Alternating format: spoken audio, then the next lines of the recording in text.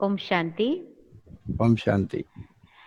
अ, जैसा कि आपने मुझे कहा कि मैं अपना अनुभव आप सबके साथ शेयर करूं, तो मैं समझती हूँ कि सबसे पहले हम जस्ट 1 मिनट के लिए बाबा की याद में बैठेंगे, जी। बाबा को अपने बीच में बुलाएंगे।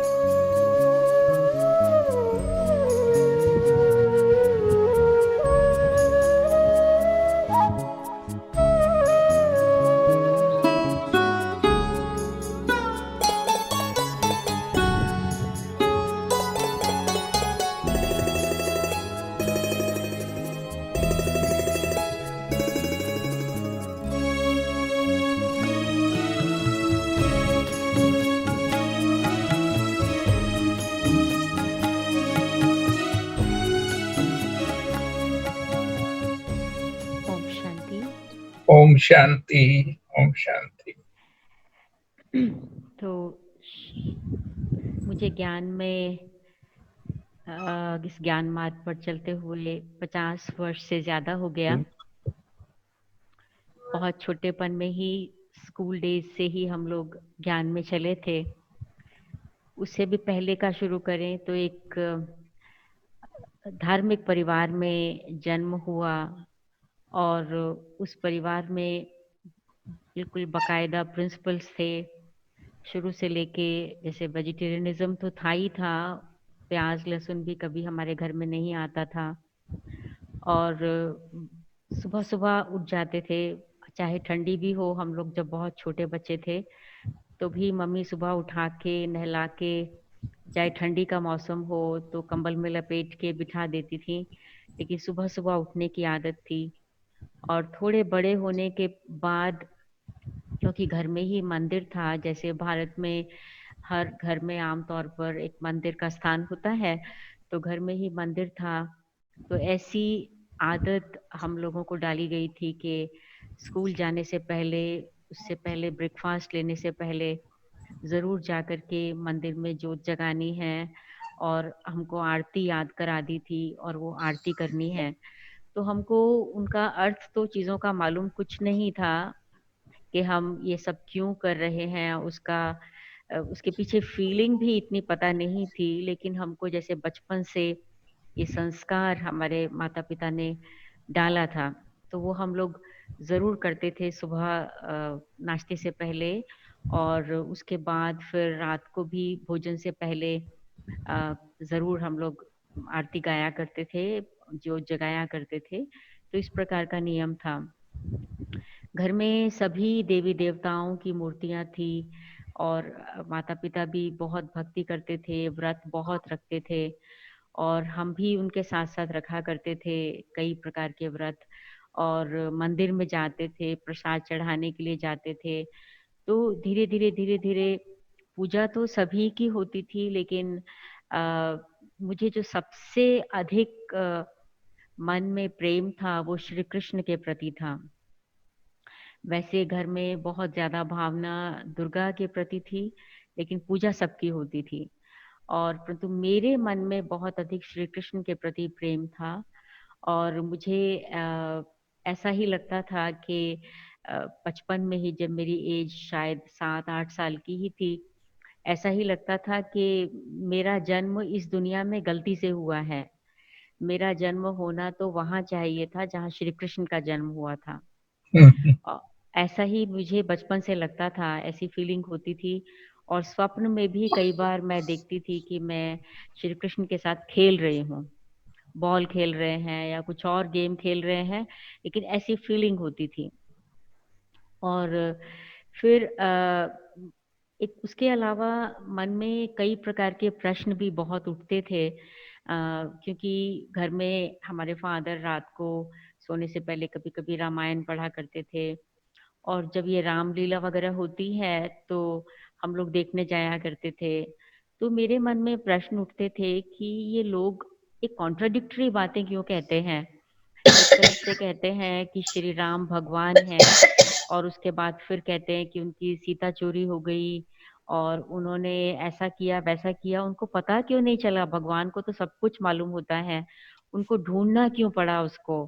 और तो फिर उन्होंने जब उसको ढूंढने की कोशिश की तो फिर जैसा बताते हैं कि उन्होंने बाली को छुपके तीर मारा, तो मुझे लगा कि ऐसा क्यों उनको छिपके तीर मारने की जरूरत पड़ी। वो तो भगवान है, वो सर्वशक्तिवान अगर है तो उसको ये सब नहीं करना होगा। नहीं आती थी कि लोग ये कॉन्ट्रडिक्टरी बातें क्यों करते हैं। ऐसे ही श्री कृष्ण के बारे में भी मान है, तो फिर क्यों लोग कहते हैं उन्होंने मक्खन चोरी किया, तो भगवान को चोरी क्यों करने की जरूरत है। तो इस प्रकार का संकल्प मन में आता था कि उन्होंने ऐसा किया वैसा किया, जो भी बातें लोग बोलते हैं। तो ये प्रश्न मैं अपने लौकिक मदर से पूछा करती थी कि मम्मी ऐसा क्यों बोलते हैं लोग, एक तरफ कहते हैं भगवान है, फिर कहते हैं ऐसा किया वैसा किया। तो वो मुझे कुछ जवाब नहीं दे पाती थी, कहती थी कि ऐसा ही लोग बोलते हैं, मुझे मालूम नहीं। और फिर मेरे मन में ये भी प्रश्न उठता था कि जब लोग कोई शरीर छोड़ देता है, मृत्यु हो जाती है, तो लोग कहते हैं कि वो स्वर्ग में चला गया। तो मैं मम्मी से पूछती थी स्वर्ग कहाँ पर है, तो वो कहती थी कि वो ऊपर है। तो मैं पूछती थी वो ऊपर कहाँ, मुझे तो दिखाई नहीं देता है, तो ऊपर कहाँ पर है ऊपर स्वर्ग। तो वो मतलब फिर वो चुप हो जाती थी, मेरे बात का उत्तर मुझे नहीं मिलता था। और ऐसा मुझे फील होता था कि क्योंकि हम लोग सुनते थे बचपन में कि जब व्यक्ति मर जाता है तो पहले वो भगवान के पास जाता है और भगवान उसका रजिस्टर देखता है, और उसके रजिस्टर के हिसाब से अच्छे और बुरे कर्मों के हिसाब से या तो वो उसको स्वर्ग में भेज देता है या तो उसको नरक में भेज देता है। तो मुझे ऐसा विश्वास था अंदर से कि मुझे तो भगवान स्वर्ग में ही भेजेगा। क्यों था ये मुझे पता नहीं, लेकिन मुझे ये अंदर से विश्वास था कि मुझे भगवान स्वर्ग में ही भेजेगा। तो ये थे बचपन के दिन जब ये इस तरह के प्रश्न और इस तरह की फीलिंग्स मेरे मन में थी। फिर थोड़ा सा और बड़ा होने के बाद जब थोड़ी पॉकेट मनी मिलती थी, तो मेरे को इच्छा होती थी कि मैं जा कर के, ज्यादातर मैं कुछ खरीदती नहीं थी खाने के लिए, ज्यादातर कोई मोती की दुकान थी एक, तो वहां से मोती खरीद के आती थी और वो मोतियों की मालाएं बना के, जो देवी देवता की मूर्ति थी हमारे घर में, तो उन मूर्तियों के लिए मालाएं बनाते थे। ऐसा बहुत शौक था शुरू से लेकर के। फिर उसके बाद मतलब समय बीतता चला गया और अ, एक समय ऐसा आया जब मम्मी, हमारी लौकिक मदर, हमारे जो नेबर्स थे उनसे उनकी फ्रेंडशिप थी। एक हम बहुत बड़े मकान में रहते थे उस, लेकिन हमारा उस समय मकान किराए पर था और 7 फैमिलीज थी उस मकान में। तो एक ही फैमिली थी जो उस ज्ञान में चलते थे वो लोग। हम लोग ज्ञान में नहीं थे अभी, लेकिन वही फैमिली प्याज नहीं खाते थे नेचुरली, तो हमारी हमारे घर में वैसे ही प्याज नहीं आता था। तो हमारे लौकिक मदर की फ्रेंडशिप उनके साथ थी। वो दिन में फ्री होने के बाद उनके पास जाया करती थी, तो शायद ज्ञान सुनती होंगी, हमें तो कुछ पता नहीं। लेकिन एक दिन वो जब घर में आई वापस उनसे मिलने के बाद, तो अपने साथ एक मुरली लेके आई और त्रिमूर्ति का चित्र। और मुझे उन्होंने आके ये कहा कि देखो ये दुनिया जो खत्म हो जाएगी, और मरने के समय जो बाबा को याद रखेगा ना, वो स्वर्ग में चला जाएगा। उस समय मेरी एज 14 साल के करीब होगी। तो उन्होंने मुझे ये बताया कि उस समय ये तो बाबा को याद करेगा तो वो स्वर्ग में जाएगा। तो मेरे लिए बाबा माना कोई बुजुर्ग व्यक्ति। तो मैं जब वो त्रिमूर्ति चित्र देखती थी तो उसमें ब्रह्मा बाबा का चित्र था, तो मुझे लगा शायद ये इस बाबा के लिए बोल रहे हैं। तो मैं रोज जाके उस चित्र को देख के आती थी कि मुझे मरने के समय ये भूलना नहीं चाहिए, क्योंकि मुझे तो स्वर्ग में जाना है। मुझे ये याद रहना चाहिए, मुझे स्वर्ग में जाना है। चुपचाप देख के आती थी किसी को बताए बिना, कि मेरी बुद्धि में ये रहना चाहिए इमेज। और फिर उनके पास जो मुरली थी तो मुझे उन्होंने कहा, मैंने पूछा ये क्या है, तो उन्होंने कहा तुम पढ़ के खुद देख लो। मैंने पढ़ी, मुझे कुछ खास समझ में नहीं आया, लेकिन शायद कुछ अच्छा लगा होगा, मुझे याद नहीं है। लेकिन मैंने उनसे पूछा कि ये कहाँ से मिलती है, तो उन्होंने कहा कि ऐसा ऐसा सेंटर है यहाँ पर, और वहाँ पर मिलती है ये मुरली। वो सेंटर में क्या करते हैं मैंने पूछा, तो उन्होंने मतलब जैसे मेरे बचपन की एज के हिसाब से मुझे उन्होंने कहा कि वहाँ इस प्रकार से ज्ञान सुनाते हैं जो हमारी जो ठीक आदतें नहीं हैं वो आदतें छूटने लग जाती हैं। तो मैंने पूछा वो कैसे वो करते हैं आदतें छूट जाती हैं। तो उन्होंने मुझे समझाया कि जब ज्ञान सुनाने के बाद नेक्स्ट डे क्लास में पूछा जाता है कि आपसे कल कोई गलती तो नहीं हुई। तो फिर जब हम बताते हैं वहां तो सच बोलना होता है, तो फिर हम जब बताते हैं सच, एक बारी बताएंगे गलती हुई, दूसरी बारी बताएंगे गलती हुई, तीसरी बारी बताएंगे गलती हुई, तो फिर खुद को खुद ही लगता है कि क्या रोज रोज गलती करते हैं, रोज रोज गलती करके सबके सामने बताते हैं तो बड़े शर्म की बात है। तो वो धीरे धीरे वो समझ में आने लग जाता है, और खराब जो आदतें हैं, ठीक आदतें अगर नहीं होती हैं कोई, तो वो छूटने लग जाती हैं। तो मुझे ये बात उनकी बहुत अपील कर गई, और मैंने ये सोचा कि वहां तो फिर जरूर जाना चाहिए।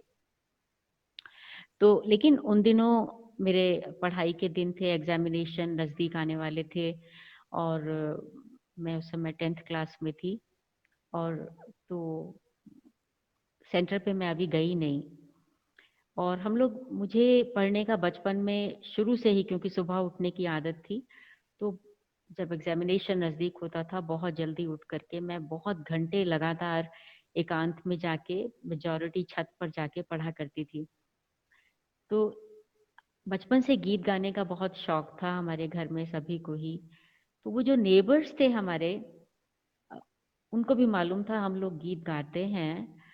तो उन्होंने मुझे देखा कि मैं छत पर हूँ, और मुझे कहा तुम एक दफा 1 मिनट नीचे आओ, कुछ मुझे आपको दिखाना है, सुनाना है। तो मैंने कहा पता नहीं क्या सुनाना चाहते हैं। तो मैं गई, तो गीत का देखो रेडियो में कितना अच्छा गीत आ रहा है। तो वो गीत जो था ना, वो था किसी ने मुझको बना के अपना मुस्कुराना सिखा दिया। तो मैंने वो गीत सुना, मुझे वो गीत बहुत अच्छा लगा, और मुझे उस गीत के आधार पर उन्होंने थोड़ा सा ज्ञान सुना दिया। लेकिन मेरी बुद्धि तो अभी पढ़ाई में थी, मैंने वो थोड़ा सुना, सुन के मैं छुट्टी लेके उनसे चली गई। और फिर पढ़ाई हुई, एग्जामिनेशन हो गया, सब हो गया। उसके बाद अपने लौकिक फादर को हमने बोला कि मुझे जाना है सेंटर पर। तो उन्होंने कोई ऑब्जेक्शन नहीं किया, और हम वहाँ सेंटर पे चले गए, मॉर्निंग क्लास में ही सीधा चले गए। और मम्मी तो उनसे सुनती थी, नेबर से ज्ञान, क्योंकि हम लोग सब छोटे थे, हम लोग घर में, हमारे फादर, हम लोग 6 भाई बहन हैं। और तो हम मतलब मेरे से बड़ा एक भाई है, फिर मैं, फिर बाकी के छोटे भाई बहन थे। तो वो सबका ध्यान देना होता था, सबको स्कूल में भेजना है, सबको तैयार करना है। तो वो तो क्लास में नहीं जा पाती थी, लेकिन हमारी छुट्टियां हो गई, हम लोगों ने जाना शुरू किया। तो मैं ये सुनाना चाहती हूँ इसके अंदर। तो हुआ क्या कि मतलब थोड़े ही दिन बीते थे अभी। हमारा एक कमला नगर सेंटर था, ये विश्व का पहला सेंटर है मधुबन के बाद, आप सबको ये मालूम होगा। और वहाँ पर सब बाबा मम्मा, सब दादियाँ, दीदी मनमोहिनी, ये सब वहाँ पर रहे हुए हैं। और लेकिन जब मैंने ज्ञान सुनना शुरू किया उस समय वहाँ पर गुलजार दादी और जगदीश भाई साहब और चक्रधारी दीदी थी। और उसके अलावा 2 भाई और थे, क्योंकि पब्लिकेशन डिपार्टमेंट भी वहीं था। वो दूसरे एक फ्लैट था वहां पर रहते थे, क्योंकि ये जहाँ पर पापा का घर था वहाँ स्थान नहीं था उनके रहने के लिए। तो एक और फ्लैट लेते थे, वहाँ वो लोग रहते थे। और बलदेव भाई और सत्यनारायण भाई, और एक माता जी थी जो खाना बनाया करती थी। तो ऐसा था। और तो ऐसा हुआ कि अभी थोड़ा ही समय हुआ था चलते हुए ज्ञान में। तो शुरू शुरू से ही कोर्स तो कुछ किया नहीं था। वैसे ही मुरली सुनने आ जाते थे, मुरली मुरली तो कुछ समझ में नहीं आती थी, परंतु वो जो मेडिटेशन में सॉन्ग्स बजते थे, ग्रामोफोन रिकॉर्ड्स में बजते थे, तो वो हम बहुत नोट करते थे बैठ करके, मैं और कमलेश बहन, हम दोनों ने ही जाना शुरू किया था। मेरे से वो छोटी है 2 साल। हम जाते थे, तो वही सॉन्ग्स ही नोट करते रहते थे। और मुरली तो कुछ बुद्धि में गया नहीं गया मालूम नहीं, लेकिन कुछ समय बीतने के बाद, कुछ 1-2 महीने बीतने के बाद वहाँ हमारे म्यूजियम बनने की तैयारी हो रही थी किसी दूसरे एरिया में। तो कोई मेरे से बड़ी कुमारियाँ आती थी, कोई डॉल्स वगैरह बनाने के लिए स्वर्ग का। तो हम लोग को भी इंटरेस्ट होता था, ये लोग कैसे बनाते हैं, क्या होता है। तो छुट्टियां तो थी ही, जाया करते थे। तो एक कोई त्योहार आने वाला था, जगदीश भाई साहब आए हमारे पास और उन्होंने कहा कि देखो ये त्योहार आने वाला है, उसको ही हमने पब्लिक प्रोग्राम करना है। और एक गीत है बहुत अच्छा, एक त्योहार था वो रक्षाबंधन का त्योहार, गीत गा सकते हो, ऐसा उन्होंने पूछा। तो उन्होंने मुझे वो बुक दे दी अ, देखने के लिए वो गीत। और तो मैंने देखा, तो वो मैंने कहा हाँ ये तो कर सकते हैं हम लोग, गीत गा सकते हैं। उनको कैसे मालूम पड़ा कि हम गीत गाते हैं, हमें गीत गाने का शौक है, मुझे मालूम नहीं। लेकिन वो हमारे पास आए और उन्होंने ये आकर के कहा। तो हमने कहा हम इस सॉन्ग को तो मार्चिंग सॉन्ग के रूप में कर सकते हैं, जैसे स्कूल में हम लोग सीखते थे। तो मार्चिंग सॉन्ग के रूप में उन्होंने पूछा कैसे करेंगे वो मार्चिंग सॉन्ग। तो तो मैंने उनको बताया कि हम ऐसे खड़े होंगे, 2 लाइंस बनाएंगे और एक आगे होगा और वो गाएगा वगैरह वगैरह। ऐसे एक्शन सॉन्ग करके हम लोग इसको गाएंगे। और वो गीत था पवित्र बन माँ भारती पुकारती। तो हम लोग उसकी रोज रिहर्सल करना शुरू कर दिया। कोई म्यूजिक बजाने वाला तो होता नहीं था, कोई हारमोनियम भी नहीं, कोई तबला भी नहीं, कुछ नहीं। हम खुद ही गाते थे, खुद ही एक्शन करते थे, खुद ही उसका डायरेक्शन देते थे, खुद ही सब कुछ करते थे। और जब हम लोग रिहर्सल किया करते थे तो भाई साहब भी हमारे साथ आकर के मार्चिंग शुरू कर देते थे। तो हम लोगों का एंथुजियाज्म बढ़ाने के लिए। और तो इस प्रकार से वो गीत फर्स्ट टाइम जब वो पब्लिक प्रोग्राम हुआ, तो हम कुमारियाँ वाइट ड्रेस और रिबन और ये वो बेल्ट्स बांध के बड़ी ऑफिशियली हम लोगों ने वो सॉन्ग किया। और वो सॉन्ग इतना पॉपुलर हो गया हमारे यज्ञ में। शायद हम लोगों ने 100 बार तो कम से कम वो सॉन्ग को जगह जगह पर प्रेजेंट किया होगा। कहीं पे भी किसी सेंटर पे दिल्ली में प्रोग्राम होता था, वो हम लोग को इनवाइट करते थे। मधुबन में हम जाते थे तो कोई वीआईपी आएगा तो वो हम लोगों को कहते थे कि तुम लोग आओ, ये गीत इनको दिखाओ करके। तो बहुत पॉपुलर हुआ। पता नहीं कितनी बार हम लोगों ने वो सॉन्ग प्रेजेंट किया होगा पब्लिक के अंदर। और तो वो फर्स्ट एक मतलब अपॉर्चुनिटी थी जिससे हमारा ये पार्ट खुल गया और हम लोग गीत गाने लगे। फिर धीरे धीरे गीत बनाने लगे। अ, हम कोई कंपोजिटर्स तो नहीं हैं, लेकिन जो फिल्मी सॉन्ग्स होते थे उसी के शब्दों को चेंज करके वो लोग हम गीत बनाने लगे। तो बहुत गीत बने, बहुत गीत बने, बहुत रिकॉर्ड हुए। विदाउट म्यूजिक भी रिकॉर्ड हुए, विद म्यूजिक भी धीरे धीरे समय आया, वो भी रिकॉर्ड हुए। तो एक ये सेवा का पार्ट शुरू हो गया। उसके मतलब गीत के बाद की बात नेक्स्ट बताती हूँ कि फिर भाई साहब के साथ, भाई साहब ने शायद मेरी डायरी देखी होगी। तो उन्होंने देखा मेरी हैंडराइटिंग मतलब इंग्लिश की, हिंदी की अच्छी है। तो उन्होंने मुझसे पूछा कि आप, अगर मैं आपको कुछ काम दूं तो आप वो उसके मतलब रिटन मटेरियल, तो आप उसकी फेयर कॉपी बना सकते हैं, मुझसे उन्होंने पूछा। तो मैंने कहा हाँ मेरी छुट्टियां हैं, मैं बना सकती हूँ, लिख सकती हूँ फेयर कॉपी।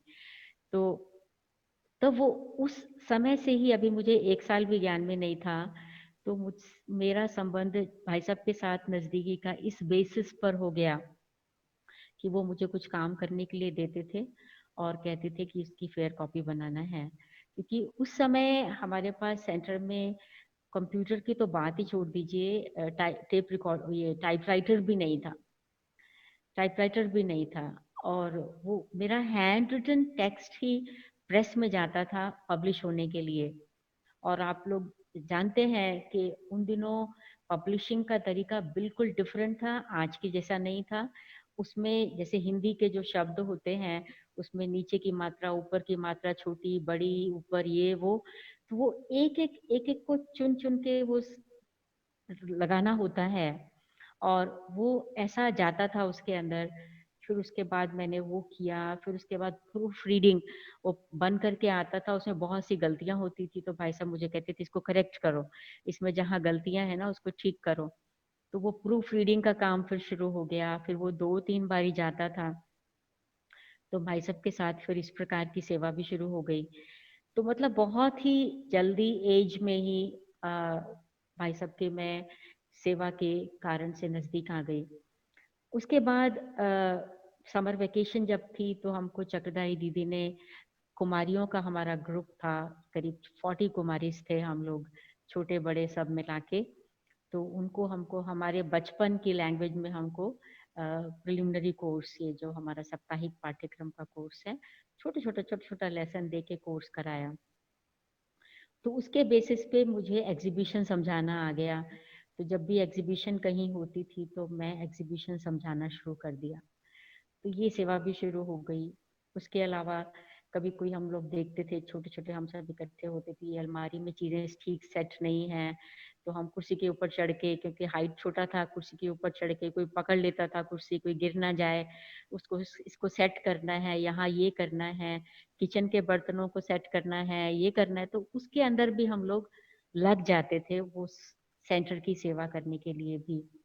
तो मतलब कि सेवा से संबंध, कई हर प्रकार की सेवा का संबंध लगभग शुरू से ही हो गया।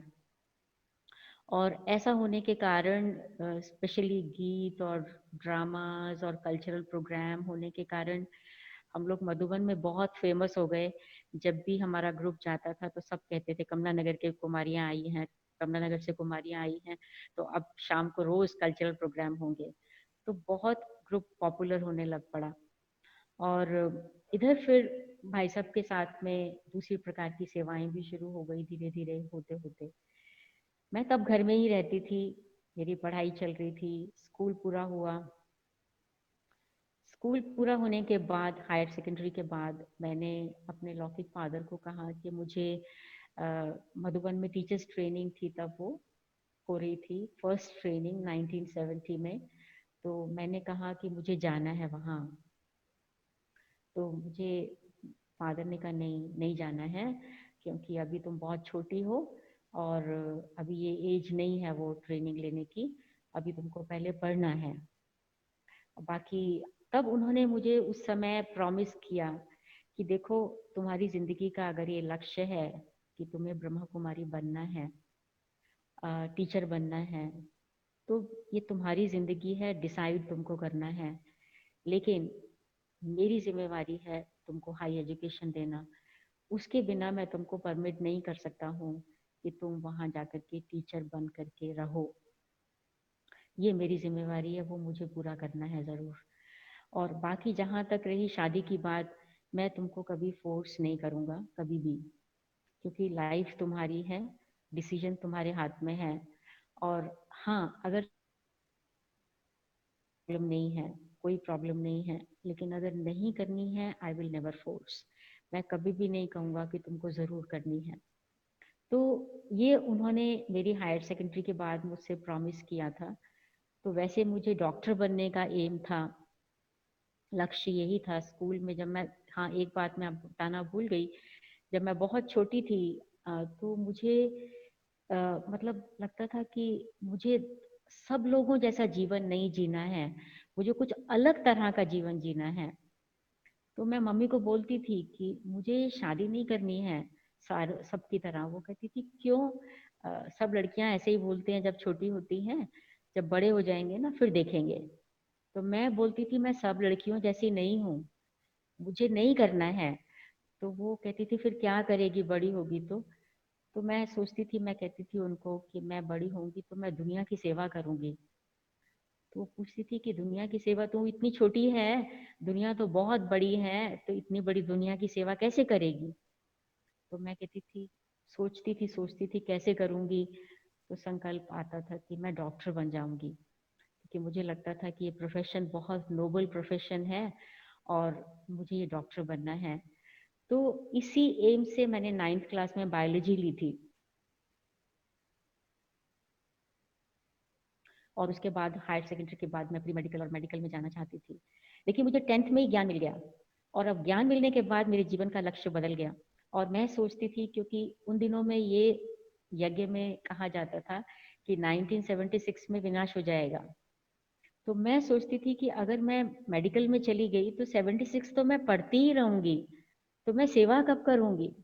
तो मेरी तो लाइफ ऐसे ही निकल जाएगी, मुझे तो सेवा करनी है। तो मैंने प्री मेडिकल का एम छोड़ दिया और अपने फादर को बहुत मुश्किल से कन्विंस किया। उन्होंने मुझे बहुत फोर्स किया, क्योंकि उनकी भी इच्छा यही थी कि मैं डॉक्टर बनूं, लेकिन अल्टीमेटली वो मान गए। तो मैंने बीएससी बॉटनी ऑनर्स में मैं एडमिशन लिया। तो उसके बाद फिर बीएससी के बाद, मतलब लंबी स्टोरी है बहुत, फिर एमएससी किया। 1974 में मेरी एमएससी पूरी हो गई। साथ साथ दोनों एजुकेशन चलता रहा, स्पिरिचुअल एजुकेशन और लौकिक एजुकेशन, दोनों ही चलता रहा।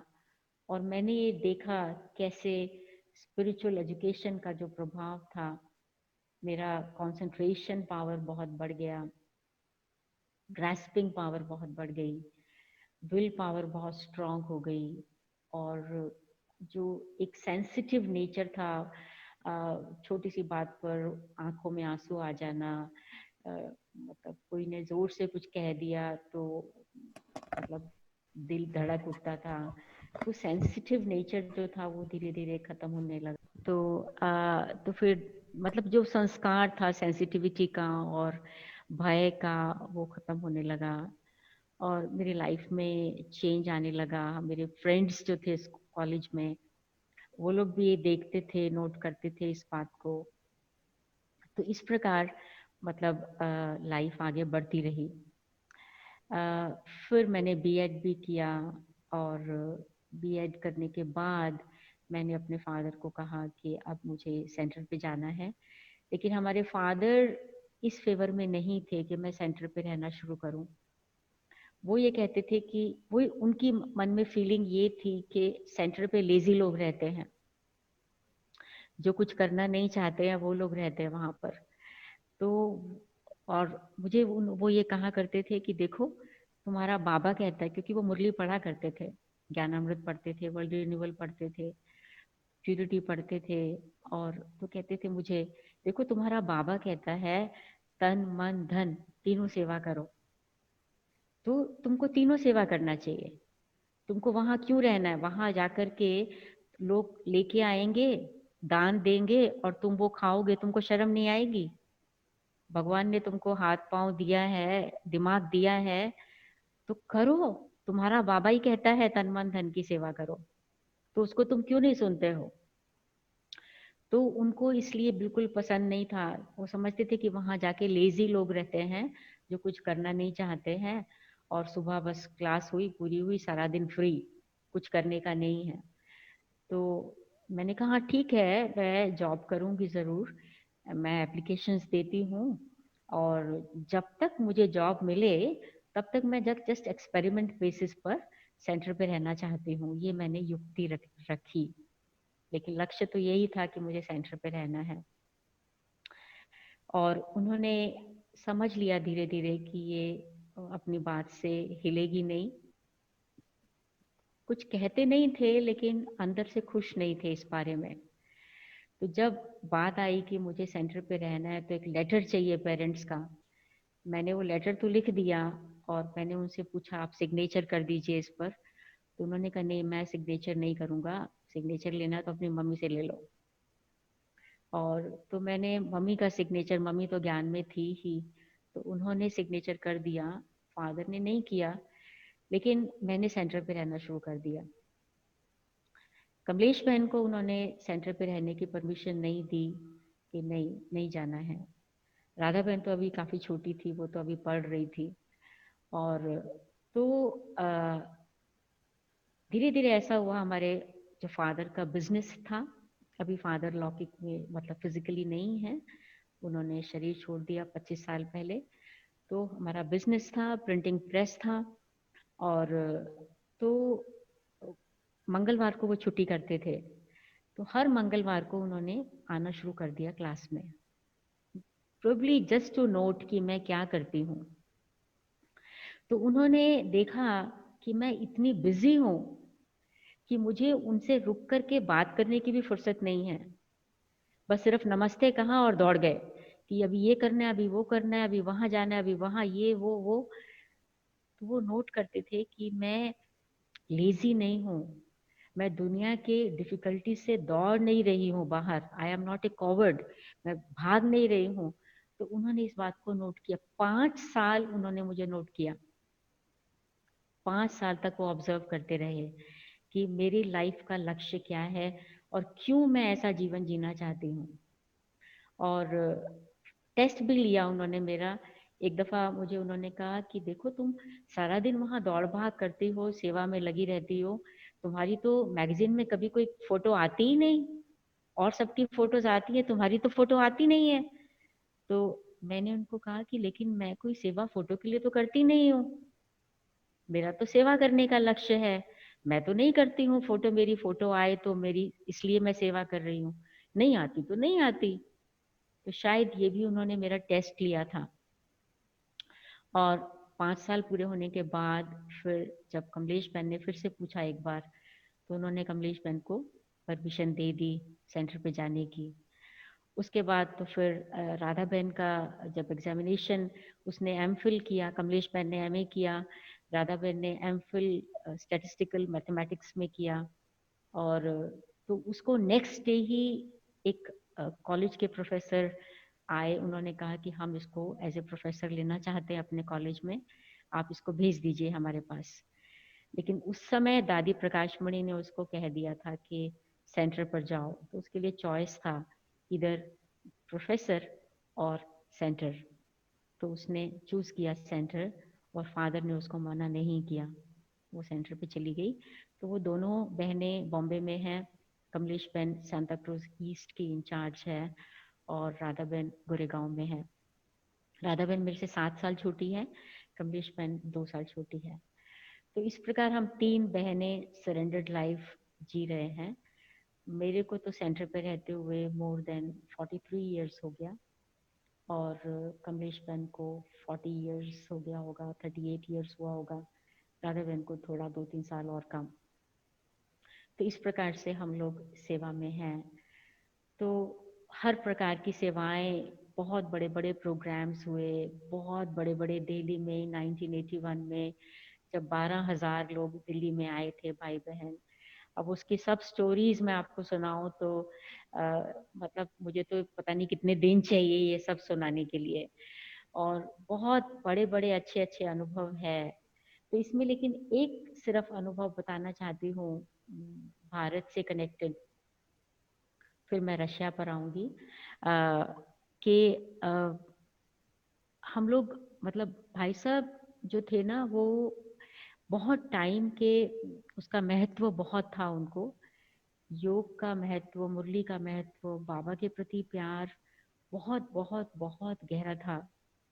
और आपको 2-3 मिसालें देती हूँ कि जैसे मान लीजिए वो रोज 2 बजे उठ जाते थे, और 3:30 बजे वो नीचे उतरते थे। और वहाँ हमारे हमारा जो जहाँ हम लोग बहने रहते थे वो सेकंड फ्लोर था, भाई साहब थर्ड फ्लोर पर थे, और ग्राउंड फ्लोर पर सेंटर था, मतलब हॉल था। तो वहां पर ही हम लोग सब अमृत वेला करते थे। तो भाई साहब हमारे कमरों को नॉक करते हुए जाते थे कि उठो अभी टाइम हो गया। और सबसे पहले वो नीचे खुद पहुंच जाते थे और बहुत गहरे योग तपस्या में बैठते थे। और एक एक बहन को टर्न बाय टर्न वो ड्यूटी देते थे कि आज आपको सबको दृष्टि देनी है, आज आपको देनी है, आज आपको देनी है। और अगर कोई केयरलेस थोड़ा सा होता था, उठने में केयरलेस करता था, तो उसको ड्यूटी लगा देते थे कि आपको ही अमृत वेले का सुबह उठ करके गीत बजाना है। उसकी ड्यूटी लग जाती थी, और वो फिर उठता था, उसको गीत बजता था, तो वो उठाते थे। और कभी कभी इंडिविजुअली एक एक को योग कराया करते थे कि ताकि उसको योग का अनुभव हो जाए, उस आत्मा को। बहुत उनको योग के प्रति था। और शाम की जो हमारी क्लास होती थी, फैमिली क्लास, जिसमें हम लोग सब क्लासेस पूरी होने के बाद, रात के भोजन के बाद, हम जो सेंटर निवासी थे हम लोग इकट्ठे होते थे। तो भाई सब उस क्लास में आते थे और उसके बारे में 2-3 बातें बताऊंगी आपको मैं। तो कभी कभी हम लोगों को कहा करते थे, मेरे मेरे साथ बोलो, मीठे बाबा, प्यारे बाबा, लाडले बाबा, सिकिलदे बाबा। तो जितना प्यार से बोलते थे, हमको कहते थे बोलो। तो हम लोग तो कभी कभी हंसी भी आती थी, जैसे छोटे बेबीज को बुलवाते हैं ना। तो मुझे लगता है कि भाई साहब हमको बुलवा करके हमारे मन में बाबा के प्रति वो प्यार पैदा करना चाहते थे कि वो बोलो, उस बात को बोलो। कई बार हम लोगों से बुलवाते थे।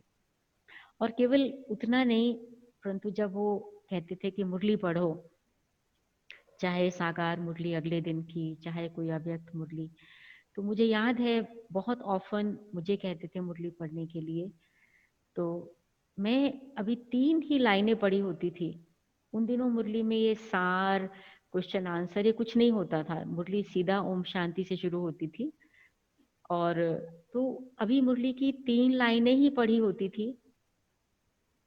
तो भाई साहब पूछते थे प्रश्न कि ये बाबा ने क्यों कहा।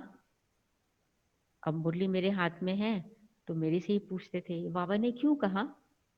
तो मैं उसका उत्तर देती थी। तो भाई साहब उस उत्तर में से प्रश्न पूछते थे, फिर मैं उस प्रश्न का उत्तर देती थी। फिर जो नेक्स्ट आंसर में से फिर उसमें से प्रश्न पूछते थे।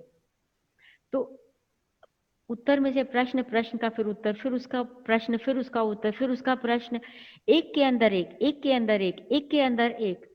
तो मैं कभी कभी कहती थी, भाई साहब अभी मुरली पढ़ने दीजिए ना, आगे तो मुरली हमने पढ़ी ही नहीं पूरी।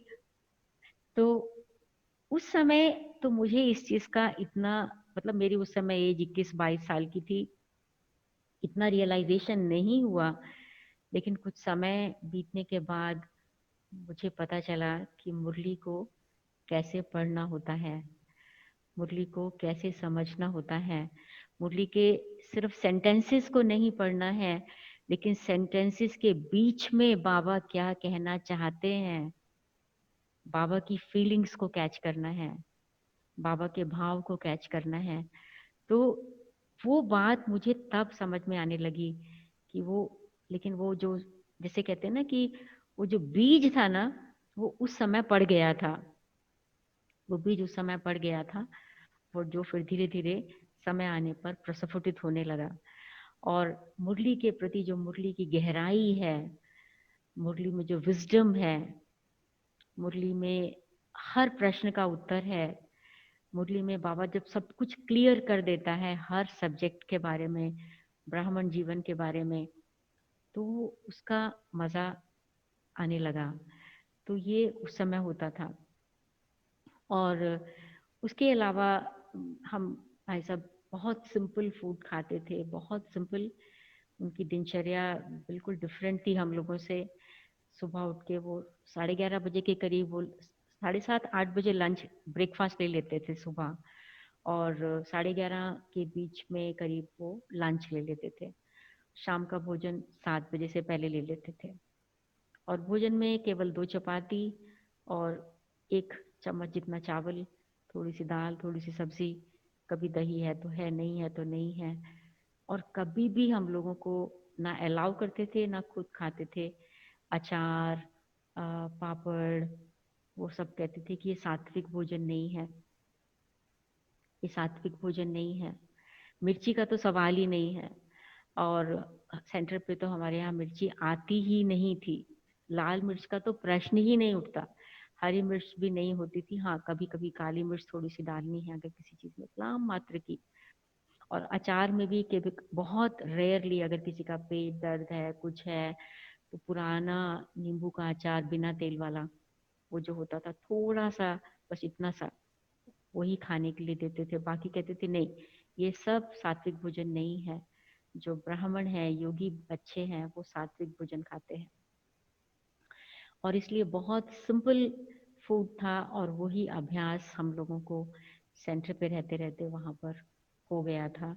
और अभी तक भी हम लोग मिर्ची नहीं खाते हैं, खा ही नहीं सकते हैं। और बहुत भाई साहब तो बिल्कुल ही नहीं खाते थे हम लोग ना, मात्र जस्ट वेरी वेरी लिटिल इस प्रकार का। और बाकी तो वो बहुत मेहनती थे। उनका एक ही रूम, जो उनका बेडरूम भी था, जो उनका ऑफिस भी था, स्टडी रूम भी वही था, मीटिंग रूम भी वही था, कोई काउंसलिंग रूम भी वही था, कभी कभी डाइनिंग रूम भी वही था। Everything in one room, there was no chair even. और बेड के ऊपर ही लिख करके बैठ करके सब कुछ करते थे बस। तो और वहीं पर एक छोटी सी चौकी थी, उसको उसके ऊपर रख करके, उसके ऊपर एक तकिया रख के, उसके ऊपर अपनी राइटिंग बोर्ड रख करके उसके ऊपर लिखा करते थे। और कभी कभी डिक्टेट करते थे कि मैं बोलता जाऊंगा, तुम लिखते जाओ लिखते जाओ लिखते जाओ। तो मैंने कभी कभी मतलब बहुत साल तक मैंने एक्चुअली 14-14, 16-16 घंटे भी भाई साहब के साथ काम किया है। बहुत प्रकार का काम किया है, बहुत प्रकार का। मैंने उनसे बहुत कुछ सीखा है। और उन्होंने मुझे कभी डायरेक्ट ऐसा बैठ के फेस टू फेस नहीं सिखाया कि क्लासेस कैसे करानी है, भाषण कैसे देना है। लेकिन because I have been working with him, क्योंकि उनके साथ बहुत कुछ किया है, कई प्रकार की सेवाएं की हैं, तो मैंने उनका लाइफ का इम्पैक्ट मेरे लाइफ पर बहुत है। तो इस प्रकार से ये मतलब जीवन चलता रहा। और फिर समय आया 1989 में, जब सेवाएं रशिया में शुरू हुई। और 1989 में मैं दिसंबर 89 में रशिया में आई थी। और पहली बार सेवा शुरू सितंबर में हुई थी। तब चक्रधारी दीदी और एक डॉक्टर बहन, वो 2 जने आए थे। और फिर उसके बाद दीदी को जाना था, मैं दिसंबर में आई थी। तो जब मैं फर्स्ट टाइम आई थी तो यहाँ पर जो टेम्परेचर था वो -25 डिग्रीज था। -25, इमेजिन कर सकते हैं ना क्या होता है -25। तो वो तो मतलब जब मैं प्लेन में थी तो देखा मैंने, जब हम नज़दीक पहुंच रहे थे रशिया के, कि सिवाय बर्फ के कुछ और नजर नहीं आता था। पेड़ की पत्तियां नहीं थी, पेड़ सारे बर्फ से ढके हुए थे, सारी जमीनें बर्फ से ढकी हुई थी। सब कुछ सब कुछ सब कुछ, मकानों की छतें, गाड़ियों की छतें, सब बर्फ से ढके हुए थे, सब कुछ।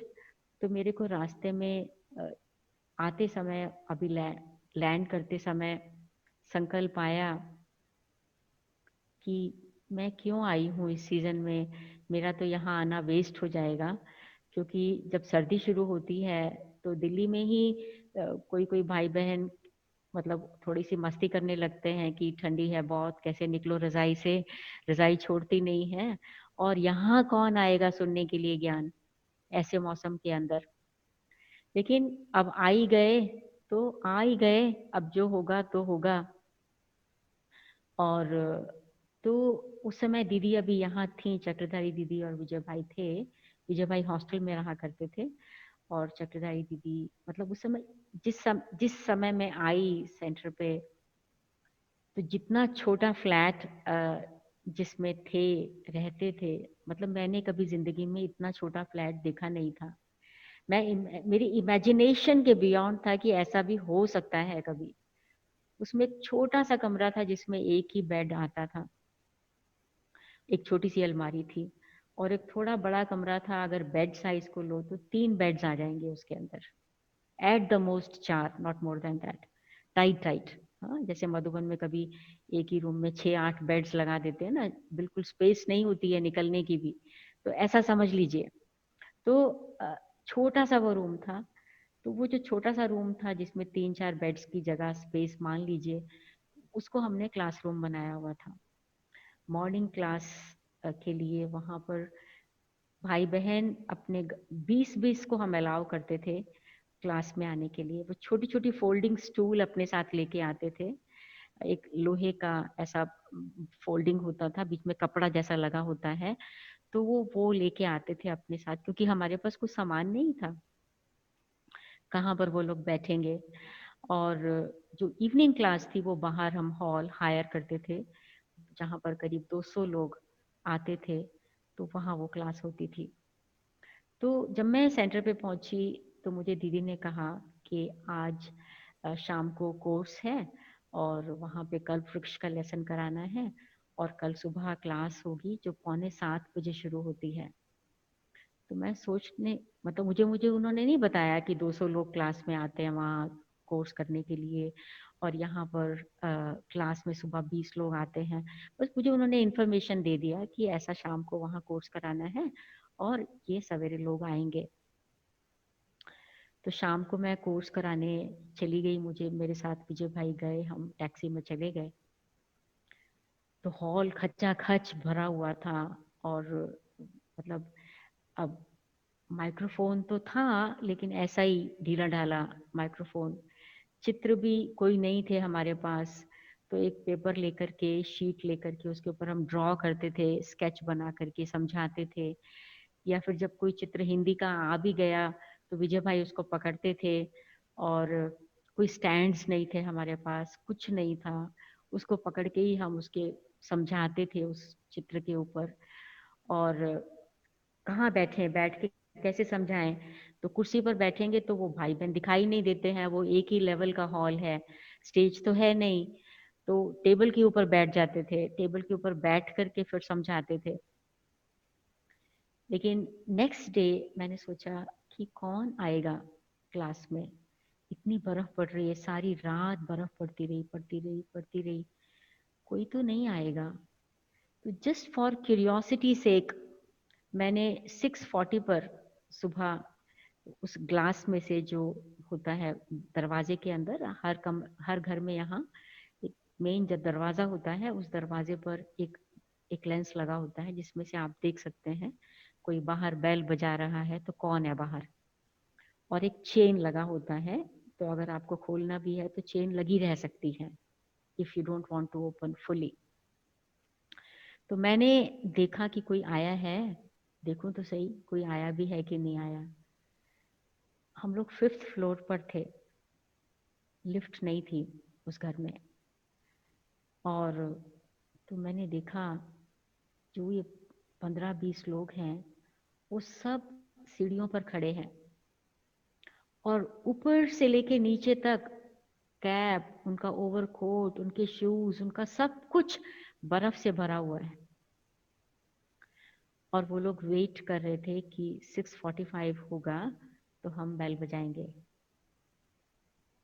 और तो जब मैंने ये दृश्य देखा तो मतलब दिल को बहुत छू गया, और मैंने फौरन दरवाजा खोल दिया, सब लोग अंदर आ गए। और तो ये मेरा फर्स्ट एक्सपीरियंस था, जिसने मेरी जो ये संकल्प था, मैं ये संकल्प करके गई थी कि ये मेरा फर्स्ट और लास्ट विजिट होगा, क्योंकि मैं कभी भी विदेश में रहना नहीं चाहती थी। कभी मुझे ये पता था मुझे जाना है विदेश में, ये बचपन से मालूम था, लेकिन मुझे वहां रहना है ये मैंने कभी सोचा नहीं था, कभी इच्छा भी नहीं थी। और तो जब मैंने ये दृश्य देखा तो मेरी थोड़ी सी संकल्प बदलने लगा। उसके नेक्स्ट डे एक कोई योगा क्लब था, उन्होंने हमको इनवाइट किया, उसकी प्रेसिडेंट ने, वो एक महिला थी, और उसने कहा कि आप कौन सा योग सिखाते हैं उसके बारे में थोड़ा सा बताइए। 2 मिनट का टाइम दिया। तो 2 मिनट में मैंने 1.5 मिनट में बताया कि हम लोग कौन सा योग सीखते हैं, करते हैं। और आधा मिनट उनको साइलेंस में बिठाया। उनके एग्जीक्यूटिव मेंबर्स वहां बैठे हुए थे, 25-30 लोग होंगे। तो वो जो प्रेसिडेंट थी उस क्लब की, उसने मुझसे पूछा कि क्या आप हमारे सभी मेंबर्स को कुछ लेसन्स दे सकते हैं, कुछ लेक्चर्स दे सकते हैं। मैंने कहा कितने मेंबर्स हैं आपके? तो उन्होंने कहा 300 लोग हैं। तो नो प्रॉब्लम, ओके। कहाँ, कब, क्या? तो उन्होंने कहा कल से ही शुरू कर सकते हैं। तो नेक्स्ट डे से ही हम लोग उस स्थान पर पहुंचे। तब तो टैक्सी में वहाँ पहुँच गए, हम लोग उतरे गाड़ी से, मैं और विजय भाई। और तो हमने क्या देखा कि कुछ लोग हमारी वेट कर रहे थे नीचे सड़क के पास। उनके हाथ में बड़े बड़े बुकेज थे। दिसंबर -25। उस समय अगर कोई को रोज खरीदना है एक गुलाब का फूल, तो वो $10 का मिलता था। $10। और उस समय खैर रूबल की वैल्यू डॉलर से कई गुना ज्यादा थी, मतलब कई गुना तो नहीं, काफी ज्यादा थी। तो वो $10 का मिलता था। वो इतने बड़े बड़े बुकेज लेके खड़े थे वहां लोग, और बहुत खुश हो गए हमको देख के, वेलकम किया, और फिर हमको ऊपर ले गए। शायद ये 7th फ्लोर था या कौन सा था। तो हमने क्या देखा कि वहां पर उस हॉल में 300 लोग नहीं, 500 से ज्यादा लोग थे। उसके जो बाहर फॉयर था, और हर कॉर्नर उस हॉल का भरा था। सारा स्टेज फूलों से भरा था। और जैसे ही हमने एंटर किया, सारा हॉल तालियों की गड़गड़ाहट से गूंज उठा, और तब तक तालियां बजती रही जब तक हम स्टेज पर नहीं पहुंच गए। और हर व्यक्ति के हाथ में या तो टेप रिकॉर्डर, या तो वीडियो कैमरा, या तो कैमरा, नोटबुक, कुछ न कुछ हर व्यक्ति के हाथ में था। हर व्यक्ति कुछ रिकॉर्ड नोट करना चाहता था। तो हम लोगों ने एक इंट्रोडक्टरी लेक्चर ही दिया, और उसके बाद डिसाइड कर लिया कि हम 2-3 लेक्चर्स और देंगे, उसके बाद उनको वहां बुलाएंगे अगर उनको इच्छा होगी तो। जब ये इंट्रोडक्टरी लेक्चर देकर के हम नीचे उतरे स्टेज से, तो काफी लोग चले गए, कुछ लोग खड़े रहे, कुछ लोगों ने हमको घेर लिया और कहा, एक ने कहा, किसी ने अपने बैग में से एक हनी का बॉटल निकाला, प्लीज आप इसको स्वीकार कर लीजिए। किसी ने अपने बैग में से एप्पल्स का एक छोटा सा पैकेट निकाला, प्लीज आप इसको स्वीकार कर लीजिए। किसी ने कुछ, किसी ने कुछ, किसी ने रुद्राक्ष माला पहनी थी, वो निकाल के कहा इसको ब्लेस कर दीजिए। और कोई मेरे कान में विस्पर किया, वो बहन, शायद, मैं तो रशियन नहीं जानती थी उस समय बिल्कुल भी। 3 ही शब्द आते थे रशियन में मुझे, जो मैंने मेरा नाम जोकर से सीखे थे। फिल्म मेरा नाम जोकर जो थी, उसमें रशियन सर्कस का दृश्य है। तो उसमें द नियत दसविदानिया, द मीन्स यस, नियत मीन्स नो, दसविदानिया मीन्स गुड बाय। तो मेरे को यही 3 शब्द आते थे और कुछ नहीं आता था। तो वो बहन, शायद वो इंग्लिश जानती होगी, उसने कहा, मुझसे पूछती, कैन आई टच यू, क्या मैं आपको छू सकती हूँ? तो मुझे बाद में समझ में आया कि रशियंस का भारतवासियों से इतना प्यार है कि वो भारत से सभी आध्यात्मिक लोग जीते जागते हमारे सामने आएंगे, ये उन्होंने कभी सोचा नहीं था, कभी सोचा नहीं था। तो इसीलिए उसने पूछा कि ये मेरा स्वप्न है या सचमुच में है, ये सचमुच में है। और हम लोग घर से निकलते थे तो लोग खड़े हो जाते थे। वो तब तक हमको देखते रहते थे जब तक हम उनके आंखों से ओझल ना हो जाएं, ओझल ना हो जाए। हमें कुछ पता नहीं, वहाँ का कल्चर मालूम नहीं, वहाँ की लैंग्वेज मालूम नहीं, वहाँ के लोगों का मालूम नहीं, वहाँ के रिलीजन का मालूम नहीं, लेकिन उसी इनोसेंस और उसी प्योरिटी और उसी लगन के साथ बस सेवा में लग गए। That's all. कौन ट्रांसलेट करेगा हमारी भाषा को, पता नहीं। वो जो क्राउड इकट्ठा होता था, हम पूछते थे किसी को इंग्लिश आती है? हाँ, हाथ खड़े हो जाते थे 2-3 थाउजेंड्स में से। अच्छा, आप आएंगे, ट्रांसलेट करेंगे? वो आ जाते थे स्टेज पर ट्रांसलेट करने के लिए। ज्ञान उनको कुछ पता नहीं, कुछ समझ में आया नहीं, लेकिन वो आके ट्रांसलेट कर लेते थे। तो कैसे ये सब कुछ होता था? क्योंकि ये बाबा का कार्य था। बाबा को अपना ये कार्य कराना था, तो उसकी फाउंडेशन बहुत स्ट्रॉन्ग पड़ गई। और उस समय पर जो बाबा के बच्चे निकले, बहुत बहुत पावरफुल हैं, बहुत पावरफुल हैं, बहुत स्ट्रॉन्ग पक्का ब्राह्मण्स हैं वो। आपको मालूम है कि यहाँ के खाना पीना, यहाँ का जो लाइफ स्टाइल है वो बहुत डिफरेंट है। अ, मतलब जिसको कहना चाहिए कि नॉन वेज, अल्कोहल, और वेजिटेरियन में तो वो जानते ही नहीं थे खाना क्या होता है। सिर्फ पोटैटो, आलू बॉईल करना और ब्रेड, और कभी अगर सैलेड है, समर्स में आता है तो सैलेड बना लेना, बस। उसके अलावा क्या होता है वेजिटेरियन खाना वो उनको पता नहीं था। एग, फिश, नॉन वेज भोजन। तो एक छोटा सा और उदाहरण सुनाती हूँ कि जब मैं कोर्स करा रही थी, चैप्टर आया प्रिंसिपल्स का, ब्रह्मचर्य, शुद्ध भोजन। तो शुद्ध भोजन का टॉपिक था। तो मैंने जब बताया कि नॉन वेज खाना नहीं खाना है, मतलब मीट नहीं खाना है, मैंने तो अपने ऐसा बोला, मीट नहीं खाना है। तो बैठे होंगे क्लास में उस समय 200-250 लोग।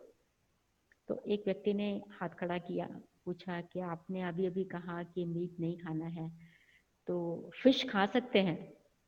तो हमने कहा भाई फिश, फिश तो कोई वेजिटेबल नहीं है ना, ये तो फिर फिश कैसे खा सकते हैं? तो फिर किसी और ने हाथ खड़ा किया, अच्छा फिश नहीं खाना है, एग खा सकते हैं? नहीं, एग भी नहीं खा सकते हैं। मीट भी नहीं, फिश भी नहीं, एग भी नहीं, तो फिर क्या खाना है? खाना क्या है? तो हमको समझ में आया कि जब नेक्स्ट टाइम हम ये टॉपिक लेंगे तो हमें पहले उनको ये बताना है क्या खाना है, वो क्या क्या चीजें यहाँ रशिया में अवेलेबल हैं वो बताना है पहले। क्योंकि उन दिनों केवल 3 ही सब्जियां अवेलेबल थी, cabbage, carrot, potato, that's all,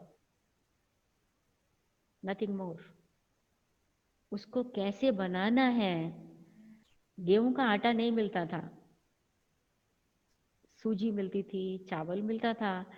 यहाँ के जो कई दूसरे ग्रेन्स हैं, जैसे बाजरा है वो मिलता था, और 2-3 और चीज़ें हैं वो जौ का मिलता था, वो मिलता था।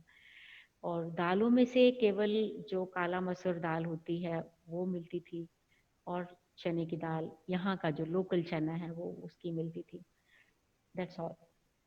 कभी कभी राजमा जैसी चीज़ मिलती थी, और उसके अलावा कुछ नहीं था। फलों में कभी कभी छोटे छोटे एप्पल्स आ जाता थे, छोटी छोटी ऑरेंज आता था कभी कभी जब समर, और कुछ नहीं था। बनाना तो होता ही नहीं था। कभी ड्राई बनानास जर्मनी से आते थे तो उसके लिए पूरी क्यू लग जाती थी किलोमीटर्स की उसको खरीदने के लिए, और ये सब कुछ नहीं था।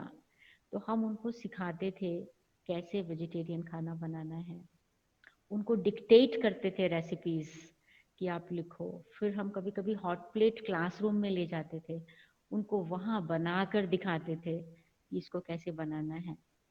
तो फिर वो उसको सीखते थे, फिर घर जा कर के एक्सपेरिमेंट करते थे, और फिर नेक्स्ट डे सैंपल लेके आते थे कि हमने ठीक बनाया कि नहीं बनाया, उसको देखो। और तो अभी आप समझेंगे कि इस समय हमारे रशिया और उस आसपास के 15 देश हैं जो हमारा सोवियत यूनियन था, तो उसमें करीब 70 सेंटर्स हैं छोटे बड़े मिला करके, और जो मतलब बीकेज है वो मोर देन 2000 हैं, और सब पक्के ब्राह्मण हैं, पक्के ब्राह्मण हैं। कोई भी नो प्याज, नो लहसुन, नॉन वेज की तो बात ही नहीं है। और बहुत सारे लोग तो ब्रेड भी बाहर से नहीं खरीदते हैं, वो ब्रेड भी घर में खुद बनाते हैं। किसी किसी ने चपाती बनाना भी सीख लिया है, वो भी बनाते हैं। और बाकी रशियन स्टाइल का ही भोजन खाते हैं, परंतु खाते वेजिटेरियन है। तो इस प्रकार फॉलो करते हैं, सभी प्रिंसिपल्स को फॉलो करते हैं। बाबा की पढ़ाई से बहुत प्यार है। तो इस प्रकार अभी 30 इयर्स हो गया रशिया की सेवा को। इस लास्ट ईयर हम लोगों ने 30th एनिवर्सरी मना, प्रकार बाबा की सेवा चलती जा रही है। कुछ देश मुस्लिम देश भी हैं इस रीजन के अंदर, जैसे कजाकिस्तान, उसमें हमारे 3 सेंटर्स है, 2 सेंटर्स छोटे सेंटर, 5 सेंटर्स हैं टोटल। और फिर तजिकिस्तान, वहाँ पे सेंटर है, किर्गिस्तान में सेंटर है। वैसे कुछ मुस्लिम देश भी हैं। और बाकी यहाँ पे क्रिश्चियनिटी है, ऑर्थोडॉक्स क्रिश्चियनिटी, और कोई बुद्धिस्ट भी हैं थोड़े से, जो यहूदी धर्म वाले हैं वो भी हैं थोड़े, तो इस प्रकार से हैं। और लेकिन मेन धर्म यहाँ का क्रिश्चियनिटी है। मेजॉरिटी ऑर्थोडॉक्स हैं, कोई कोई कैथोलिक्स भी हैं, कोई प्रोटेस्टेंट्स भी हैं, इस प्रकार से हैं। तो बाबा के पास आने वाले बच्चों में से कोई तो एकदम पहले नास्तिक थे और कोई आस्तिक भी थे, लेकिन वो क्रिश्चियन थे, लेकिन इतना डीप जिसको कहना चाहिए ना वो नहीं। लेकिन कोई कोई बहुत डीप धार्मिक श्रद्धा वाले व्यक्ति भी थे, ऐसे भी बाबा के बच्चे हैं। बाकी लास्ट बात टाइम को देखते हुए सुनाना चाहती हूँ, जो मुझसे कहा था कि किस प्रकार के सिचुएशंस आई। सिचुएशंस तो बहुत तरह की आई, और मैं तो उनको कोई चैलेंज नहीं समझती हूँ। मैं तो समझती हूँ कि एक हमारी स्थिति, हमारे फेथ का केवल एक टेस्ट होता है, नथिंग मोर देन दैट। लेकिन ऐसा एक अनुभव सुनाऊंगी, 2 अनुभव स्पेशली, कैसे बाबा हेल्प करता है रशिया के कनेक्शन में, वो 2 अनुभव। एक है शुरू का, मतलब जब हम आए यहाँ पर, तो एक यहाँ पर मॉस्को में एक पॉलीटेक्निक म्यूजियम है, जो बहुत बड़ा म्यूजियम है, और वो टाइम एंड अगेन लोगों के लेक्चर्स ऑर्गेनाइज करते हैं। तो हम लोगों के भी 7 लेक्चर्स वहाँ ऑर्गेनाइज हो गए थे, प्लान बन गया था, डेट्स फिक्स हो गई थी। तो 1 महीना पहले, अच्छा जब वो डेट आई, उस दिन मैं सेंटर पे अकेली थी, चक्रधारी दीदी थी, लेकिन विजय भाई नहीं थे। सर्दी का, जनवरी का मौसम था, जनवरी का महीना था, बहुत ठंडी थी, और मेरी तबीयत कुछ ढीली थी। ये शायद 1991 की बात है। और तो मैं बेड में थी, दोपहर का समय था, 3 साढ़े 3 बजा होगा। तो मुझे एक आवाज़ आती है, जैसे कि आवाज़ आती है, जैसे कि आवाज़ आती है, उठो, अलमारी खोलो, फाइल निकालो। मुझे एक्चुअली भूल गया था कि आज हमारा फर्स्ट लेक्चर है। उठो, अलमारी खोलो, फाइल निकालो। तो मैंने सोचा किस लिए, आज तो संडे है, आज तो कोई शाम को क्लास है नहीं, क्या देखना है अलमारी में। तो मैं उस थॉट को जैसे सप्रेस कर रही हूँ, लेकिन उस थॉट ने मुझे छोड़ा नहीं तब तक, जब तक मैं उठी नहीं। और उठ के अलमारी खोली, फाइल देखा,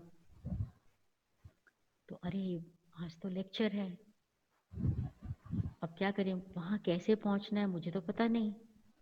मैं तो अकेली हूँ, मैंने तो किसी को कहा भी नहीं, कोई इंटरप्रेटर भी मेरे साथ नहीं है, तो मैं वहाँ कैसे पहुँचूँ।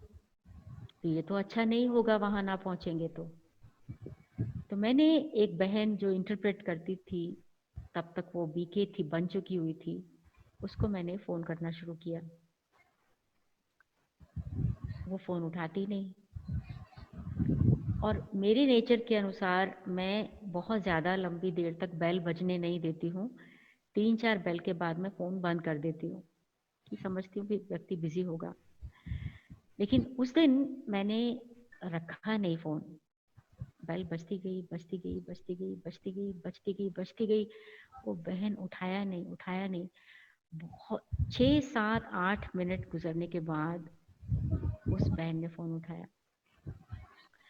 तो मैंने कहा, अरे इतनी देर से मैं फ़ोन कर रही हूँ, आप फ़ोन क्यों नहीं उठा रहे हो। तो उसने कहा, दीदी मैं अभी अभी एंटर किया है, अभी मैंने शूज़ भी नहीं निकाले।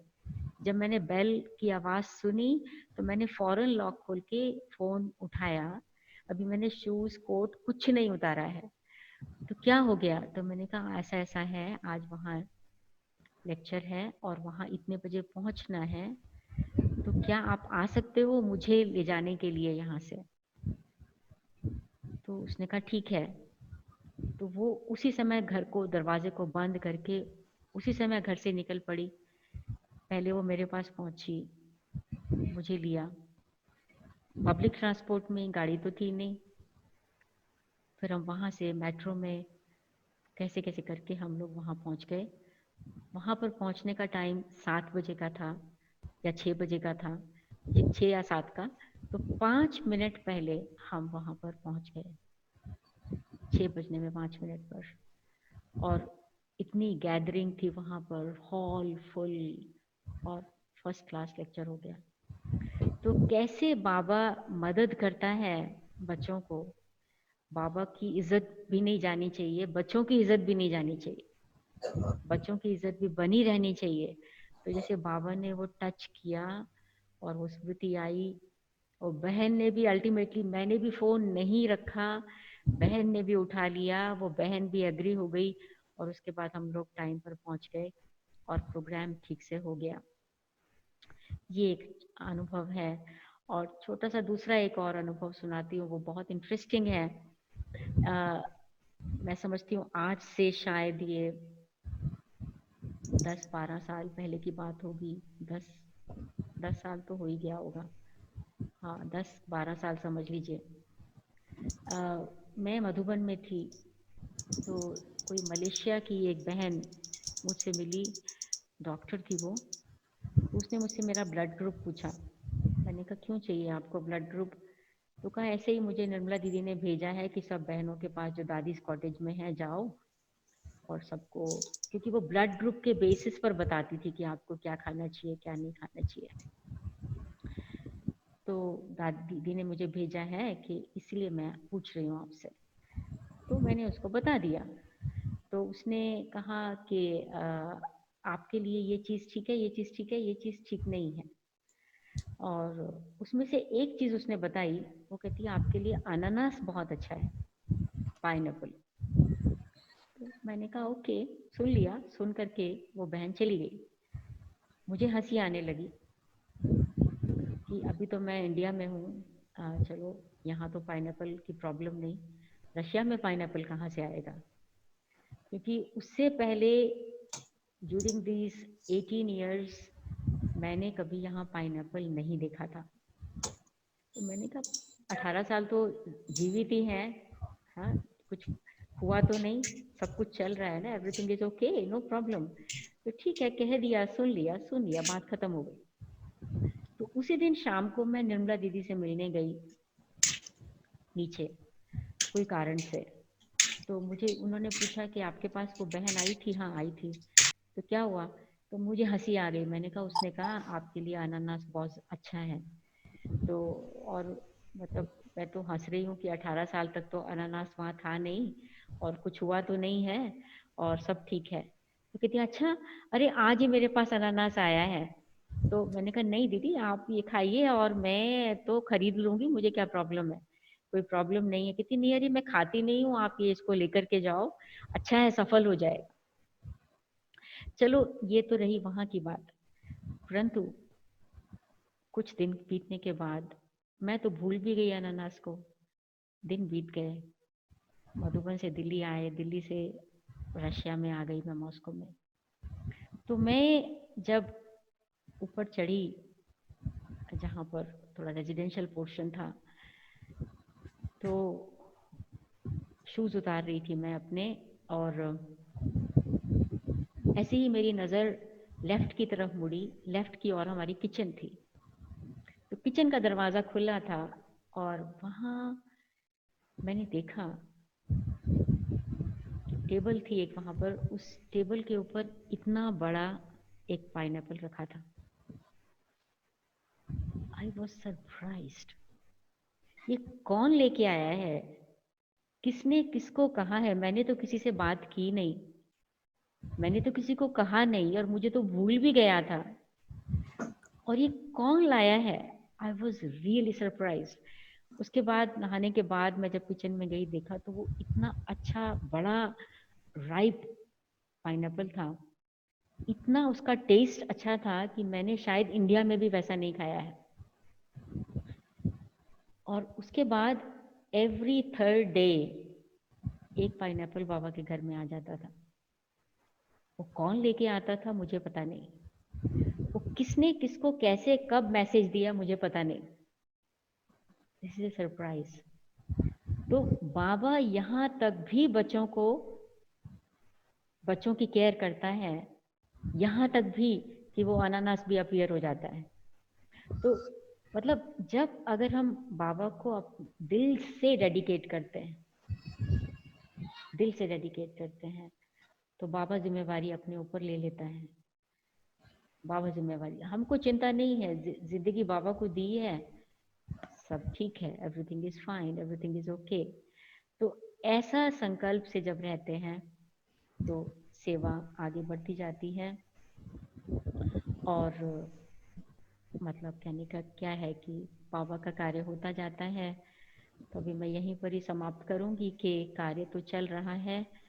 अभी बाबा का यहाँ मॉस्को में 2 सेंटर्स हैं। एक सेंटर कम रिट्रीट सेंटर है, उसमें लगभग 100 लोग भी रह सकते हैं। ये भी एक बाबा का वंडरफुल स्टोरी है। ये तो फिर कभी और सही कभी सुनेंगे कैसे कहाँ से ये आ गया, परम धाम से बाबा ने नीचे भेजा या कैसे हुआ। तो ये भी एक स्टोरी सुनने की है। तो ऐसे ऐसे तो बाबा का कार्य होता जा रहा है और बाबा के बच्चे भी बढ़ते जा रहे हैं। और आज हम आपसे ऑनलाइन मिल रहे हैं। ये भी बाबा का ही शायद वंडर है या ड्रामा का वंडर है कि जैसे मैंने पहले कहा कि वैसे तो शायद पता नहीं कब आना होता वहाँ पर, पर्सनली कब मिलना होता सभी भाई बहनों के साथ में, आप सबके साथ में, लेकिन अभी एटलीस्ट ऑनलाइन तो मिल ही रहे हैं, देख भी रहे हैं।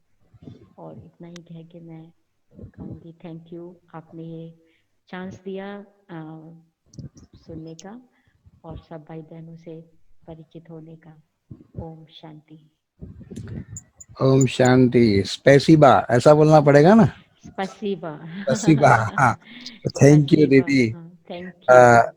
कहेंगे कि मरुस्थल में मिलने वाली छांव जैसा शीतल और मधु जैसा मीठा और सुनते सुनते सुध-बुध भुलाए मन को पल्लवित करने वाला, हृदय को गदगद करने वाला आपका अनुभव सुनकर ये 1 घंटा कहाँ गया दीदी सच में पता नहीं पड़ा।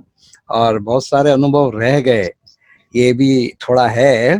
लेकिन अभी जो आपने कहा एक लास्ट, वो फिर भी 5 मिनट में दीदी आप अगर समय है आपके पास तो सुना दीजिए, सेंटर की जो आपने बात कही। हाँ, तो ऐसा है कि पहले 3 साल में यहाँ पर हम लोगों ने 9 फ्लैट्स बदले। 9 फ्लैट्स। कोई फ्लैट पहले शुरू शुरू में 15 दिन के लिए था, कोई 1 महीने के लिए, कोई 4 महीने के लिए, फिर कोई 6 महीने के लिए, फिर उसके बाद कोई 1 साल के लिए, इस प्रकार से। फिर हमको एक स्थान गवर्नमेंट से लीज पर मिल गया जिसमें 9 कमरे थे और एक छोटा सा क्लासरूम भी था। करीब 40 लोग उसमें बैठ सकते थे चेयर्स पर। जमीन पर तो यहाँ नहीं बैठता कोई भी, सब चेयर्स पर ही बैठते हैं। तो 40 लोग बैठ सकते थे, लेकिन हमारी क्लास बहुत बड़ी थी तो हमें वो हॉल बाहर हायर करना होता था। वो हम किसी स्कूल का हॉल ऑडिटोरियम लिया करते थे। फिर यहाँ गवर्नमेंट का लॉ निकल आया कि कोई भी स्कूल किसी भी ऑर्गेनाइजेशन को अपना हॉल नहीं देगा। तो उसके बाद मतलब मेकिंग द स्टोरी शॉर्ट, फिर क्या हुआ कि एक ऐसा समय आया कि हम लोगों ने 2 साल बहुत बहुत कहाँ हमने क्लासेस नहीं की, अंडरग्राउंड भी, किसी क्लब्स के अंदर भी, किसी कहाँ कहाँ हम लोगों ने क्लासेस नहीं की 2 साल। लेकिन उसके बाद एक समय ऐसा आ गया, ये भी एक अलग नई सी स्टोरी है कि किस प्रकार। चलिए पहले मैं वही सुनाती हूँ आपको, फिर जो वर्तमान समय वाली है वो फिर कभी। जी तो दादी जानकी आए थे, तो दादी जानकी ने कुछ भाइयों को बुला के कहा कि आपको कोई एक स्थान ढूंढना है जो अपना हॉल हो, क्योंकि हम उसके लिए बहुत कोशिश कर रहे थे, बहुत कोशिश कर रहे थे। जी तो एक भाई एक दिन आया 15 जून 2013 की बात, नहीं सॉरी, 15 जून 1998 की बात है ये। वो आया, उसने कहा कि एक बिल्डिंग है, वो 19th सेंचुरी का पैलेस है अच्छा। और उसमें एक बैंक काम कर रहा है, लेकिन वो बैंक उसको खाली करना चाहता है और ये बिल्डिंग हमको मिल सकती है, लेकिन उसके लिए किराए पर, लीज पर, लेकिन उसके लिए पहले हमको इतना बड़ा अमाउंट उनको देना है। तो और उसका उत्तर हमें कल तक देना है, एक ही दिन का टाइम है। तो मैंने कहा कि ये जो आप अमाउंट की बात कर रहे हैं, तो हम कैसे हाँ कह सकते हैं? अभी हमने बड़ों से पूछा नहीं, भाई साहब से बात नहीं की, दादी गुजार से बात नहीं की, किसी से नहीं की, तो कैसे हो सकता है? और जब उसने अमाउंट बताया तो वो अमाउंट सुन के तो मैंने कहा हमारे पास तो है ही नहीं इतना अमाउंट।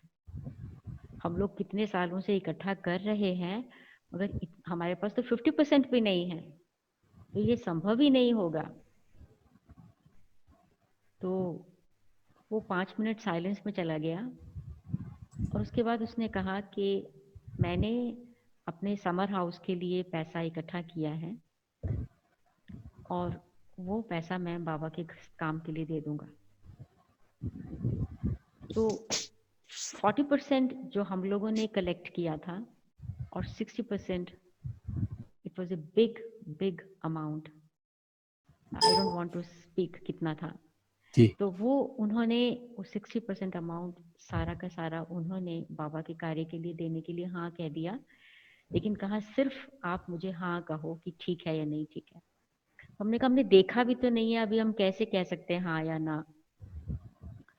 तो फिर उन्होंने कहा दिखाने के लिए मैं परमिशन ले लेता हूँ कि देख के आना है उसको। तो हम लोग देखने गए, जगह अच्छी लगी और आकर मैंने भाई साहब को, जगदीश भाई साहब को फ़ोन किया, सब सारी कहानी बता दी और भाई साहब ने कहा ठीक है। भाई साहब ने गुलजार दादी को फ़ोन किया, गुलजार दादी बाबा के पास गई, बाबा को बताया, बाबा ने हरी झंडी दिखाई और फिर गुलजार दादी ने भाई साहब को बताया और भाई साहब ने फिर मुझे फ़ोन किया, तो बाबा ने हरी झंडी दिखाई और इधर ये भाई ने कह दिया कि मैं दे दूंगा। और 15 जून को हमें इंफॉर्मेशन मिली और 16 जून को इस भवन की, इस पैलेस की चाबी हमारे हाथ में थी।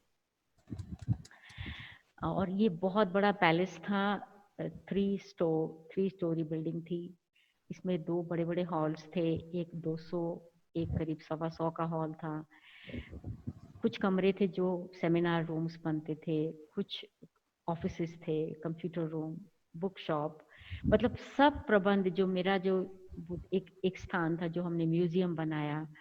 तो जो मेरा संकल्प शुरू बहुत सालों से था कि ऐसा नहीं कि क्लास हो रही है, कोर्स हो रहा है, तो कोई नया व्यक्ति आया हमारे पास, उसको बिठाने की जगह ही, फ्लैट्स में ही थे, तो होना चाहिए कुछ कोई नए लोगों के लिए, ताकि उनको म्यूजियम दिखाया जा सके। चलो उधर क्लास हो रही है, उधर कोर्स हो रहा है, तो कोई तो ऐसा भी होना चाहिए। तो समय आया और ये स्थान बन गया। तो ये जो भवन था बाबा का, ये 15 साल हमारे पास था। उसका नाम एंजल्स हाउस था।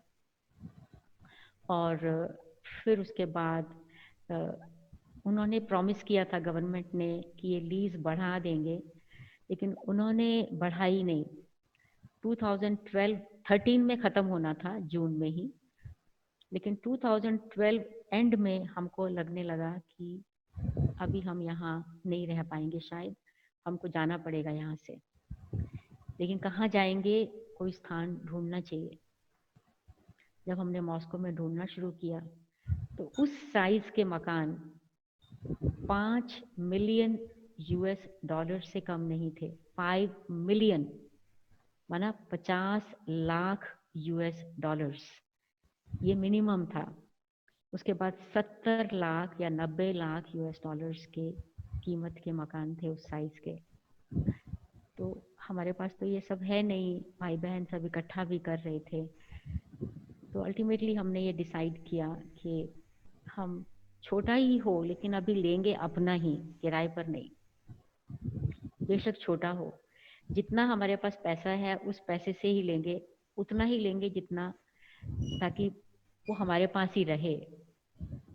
इस डिसीजन पर आ गए, भाई बहनों से राय ली, सब ढूंढना शुरू किया। फिर अल्टीमेटली हमको एक छोटा मकान मिल गया, उसका भी नाम एंजल्स हाउस ही है। वो जो छोटा मकान मिला वो उस बड़े मकान का 1/5 है, 1/5। और तो वो आप, इट्स ए लॉन्ग स्टोरी, वो आप इमेजिन कीजिए वो सामान कहाँ गया होगा, वो जो उस घर का था। और अब आई वोंट गो उस डिटेल्स के अंदर, लेकिन भाई बहन कई हमारे, कई लोग बहुत थोड़ा अफसोस हुआ उनको, अंदर से रोए भी कई लोग बहुत कि हमको वो छोड़ना पड़ रहा है। लेकिन मेरे मन में ये संकल्प भी नहीं आया कि, मुझे लगता था जब वो वहां से निकलना था, एक गीत गूंजता था मेरे मन में, चल उड़ जा रे पंछी अब ये देश हुआ बेगाना। तो यही गीत बजता था और मैं भाई बहनों को कहती थी कि आप लोग चिंता नहीं करो, क्लास की जगह होगी, डोंट वरी, सबसे बड़ी बात ये है। तो खैर हम आ गए यहाँ उस घर के अंदर। ये था 1 अगस्त 2013 में हम इस घर में आ गए, और छोटे वाले में। वहाँ पर ये भी 3 फ्लोर बिल्डिंग ही है, लेकिन छोटी सी है, बिल्कुल छोटी है। उस घर की भेंट में तो 1/5 है, जैसे मैंने बताया। फिर उसके बाद क्या हुआ कि जुलाई 2015 में, 2 साल के अंदर अंदर, एक भाई ने मुझे फोन किया सैटरडे को रात को कि कल संडे है, एक जगह चलना है, सुबह 9 बजे वहां पहुंचना है।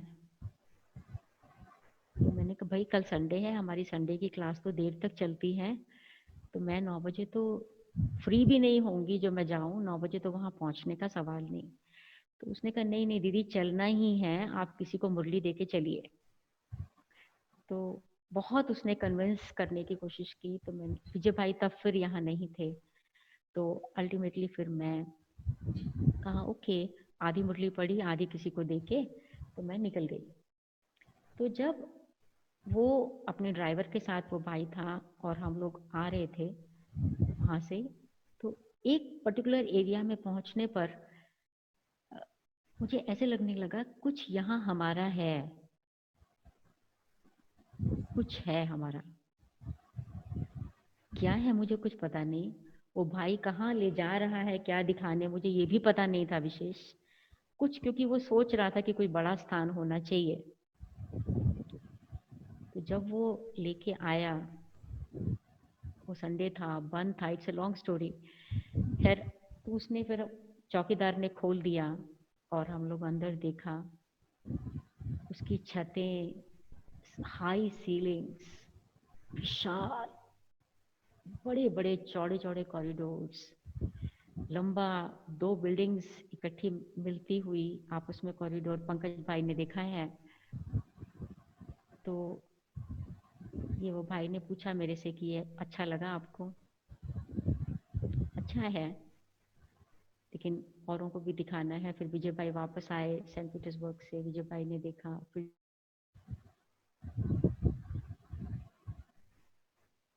और नवंबर 2015 में, 26 नवंबर 2015 को उसकी रिपेयरिंग शुरू हो गई।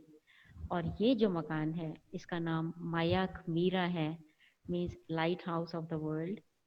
ये मकान पहले वाले एंजल्स हाउस से 3 गुना बड़ा है, 3 गुना बड़ा है। तो ये मेरा कहने का अर्थ क्या है कि जब बाबा पर विश्वास करके चलते हैं, जब निश्चय हिलता नहीं है, कोई भी परिस्थिति हो, तो काम बाबा का है, हम केवल निमित्त हैं, केवल निमित्त हैं। हमारा काम है सिर्फ एक अच्छे इंस्ट्रूमेंट की तरह काम करना, बाकी बाबा जाने, उसका काम जाने। ऐसे ही लैंग्वेज की भी बात है, मैंने तो कभी लैंग्वेज सीखी नहीं रशियन, कभी बुक उठा के देखा नहीं किसी ने मुझे पढ़ाया नहीं, लेकिन मैंने कैसे बोलना शुरू किया मुझे पता नहीं, मुझे नहीं पता। मुझे लोग पूछते हैं आपको कितना साल लगा सीखने में, कहते मुझे नहीं मालूम, मैंने कब शुरू किया मुझे पता नहीं। तो ये मैं तो ये मान के चलती हूँ कि बाबा को अपना कार्य जब कराना होता है तो वो कैसे कराएगा, उसके हजारों हाथ हैं, वो करा लेता है। तो इस प्रकार से बाबा के अभी 2 स्थान है मॉस्को में, एंजल्स हाउस भी है और ये मायात मीरा भी है। और इस प्रकार बाबा की सेवाएं होती रहती हैं। बहुत ग्रुप्स होके गए हैं पंकज भाई के साथ और अरुणा बहन के साथ, काफी बड़ा ग्रुप भी आया था यहाँ पर, और दूसरे भी आके गए हैं। वो बड़ौदा के एक और आए थे ना जिन्होंने शरीर छोड़ दिया, कुमार, उनका वो भी वहाँ यहाँ होके गए थे, 5-6 लोग, वो लोग भी आए थे यहाँ पर। और दूसरे भी कई ग्रुप्स बॉम्बे से, दिल्ली से, कई जगहों से आए हैं और बाबा जी की सेवाओं का यहाँ का भी लाभ लेकर के जी जाते रहे हैं। इस वर्ष भी आने थे, लेकिन इस वर्ष तो ड्रामा का परिवर्तन हो गया, दृश्य का जी इसीलिए सब इस प्रकार जी से चल रहा है। जी। ओके दीदी एक छोटा सा सवाल, बहुत जी सालों से रशिया की सेवा के बारे में रहा है और चक्रधारी दीदी से पूछने का मौका नहीं बना, आज जी फिर जहन में आया है। मेरी जानकारी के मुताबिक जो रशिया की सेवाएं है वो ड्यूरिंग सोवियत यूनियन शुरू हो गई थी, जी और सोवियत यूनियन के टाइम पे स्पिरिचुअलिटी की बात करना माना it was a crime like selling N opium. तो जी। उस समय में किस तरह से ये सेवाएं शुरू की गई, ये तो बड़ा रिस्क वाला काम था।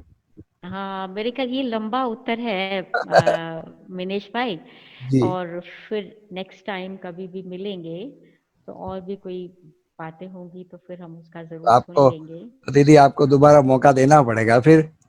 जरूर जरूर, व्हाई नॉट। जी श्योर श्योर। ठीक है। ओके अच्छी ओके। बात है। हमारे डॉक्टर साहब चंपा बहन भी आपसे मिलना चाहेंगे डॉक्टर साहब, और पंकज भाई भी। बाद में पंकज भाई आप भी दीदी से मिले, ओम शांति करें, कब से खुश हो रहे हैं पंकज भाई, बेताब है आपसे मिलने के लिए। डॉक्टर साहब अनम्यूट कीजिए जरा। ओम शांति। हाँ जी, ओम शांति। ओम शांति। आपके तीनों बहनों को मैं, जब मेडिकल विंग की जब हमारी टूर थी जी दिल्ली में, तब आया था, तब जी आपको हम मिले जी। थे। हाँ जरूर जरूर। हाँ, याद जी नहीं जी। होगा आपको, लेकिन हमको हाँ, याद है आप। नहीं मुझे आपका नाम और आप बाल ब्रह्मचारी युगल हैं ये मुझे पता है, और लेकिन इतना क्लोज कांटेक्ट कभी हुआ नहीं। हम्म, हम्म, तो वहां पर राधा बेन भी है अभी, वो भी मिलते हैं कभी, हम्म, बॉम्बे में भी। जी। कमलेश बेन तो वहाँ है ना, सांता क्रूज में ही है, बॉम्बे में सांता ही, हाँ। क्रूज में है। हाँ। हम्म। तो आप अभी गीत तो गाते होंगे अभी। अभी हाँ। तो नहीं नहीं, ऐसा पब्लिकली कोई खास नहीं अभी गाते हैं अभी तो, और आवाज भी वो नहीं है। हाँ, अभी तो अच्छा, सब बदल गया। हाँ आवाज भले नहीं है लेकिन भावना तो होगी ना अंदर में इतनी। हाँ, भावना तो है, ऑफ कोर्स, जरूर। हाँ। हाँ तो हाँ पंकज भाई को मिलने के बाद आप ये भावना प्रस्तुत जरूर करो। जी हाँ। जी जी। दूसरा दीदी, ये जो हमारे अशोक भाई और मंजू बहन है, ये अशोक भाई भी रशिया और यूक्रेन होकर के आए हैं, क्योंकि ओके डिफेंस में रहे तो उनका भी वहाँ जाना हुआ। एक ओके, सेकंड में वेरी अनम्यूट गुड। करता हूँ, एक सेकंड अशोक भाई रुकिए, एक मिनट। हाँ बोलिए, ओम शांति कीजिए भले, यूक्रेन और रशिया। हाँ दीदी, ओम शांति। मैं 94 में गया था यूक्रेन। वहां पर एरोप्लेन का फैक्ट्री है। हम नॉर्मली इंडिया वाले यूक्रेन से बहुत हमने जहाज खरीदे हैं। जी हाँ जी हाँ जी। तो बहुत वहां अच्छा हमने अशोक देखा, भाई। वहां तो हमारे लिए जीना बहुत मुश्किल है। हमने 1 वीक वहां बड़ी मुश्किल से बिताया था। वहां खाने पीने की तो बड़ी समस्या थी हाँ। ओके ना। ओके। हमारे इंडिया जैसा तो था नहीं वहां पे। उधर तो पता नहीं क्या सूप वगैरह जो है, नॉन वेजिटेरियन हॉर्सी सूप, पता नहीं क्या क्या चलता है।